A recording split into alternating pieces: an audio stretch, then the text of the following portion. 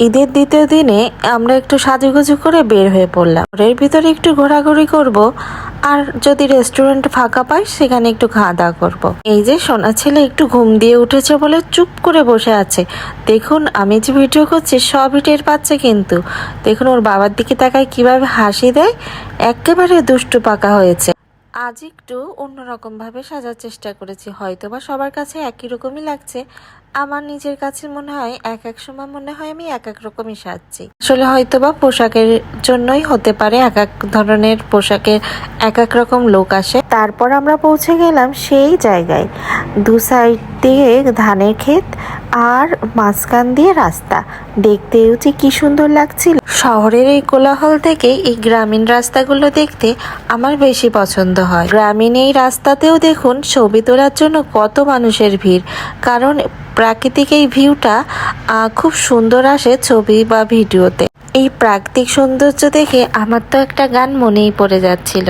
গাড়ির ভিতর তো গান শুনতে শুনতেই আসছিলাম। দেখুন ছেলেটাকে এক বিন্দু রাস্তায় ছাড়া যাচ্ছিল না, আর একটার পর একটা গাড়িও আসছিল। সোনা ছেলে কথা শুনছে না, সে টুকটুক করে হাঁটা শুরু করেছে।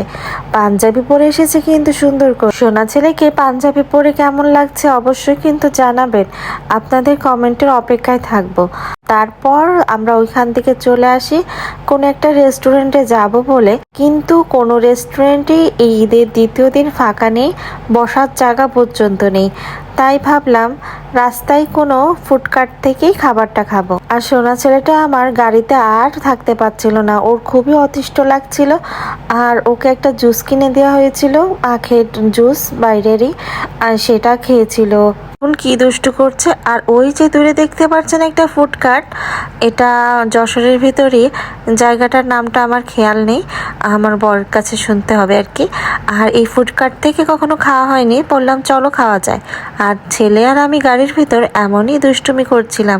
দেখুন সোনা ছেলেটা কেমন হাসি দিচ্ছে, দুষ্টু দুষ্টু দুষ্টুমি করতে করতে ওর বাবা খাবারটা নিয়ে আসলো। একটা নাগা বার্গার অর্ডার করেছিল, আর বার্গারের সাইজটা দেখে আমি খুবই হতবাক হলাম।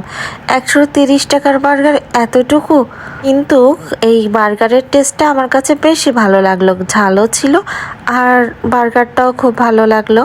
আর ওই যে যেখানে ঘুরতে গেলাম ওখান থেকে একটা চানাচুর মাখাও খেয়েছিলাম, সেটাও খুব ভালো। মন লাগলো এই ছোটখাটো একটা ভিডিও, আপনারা কমেন্টে জানাবেন।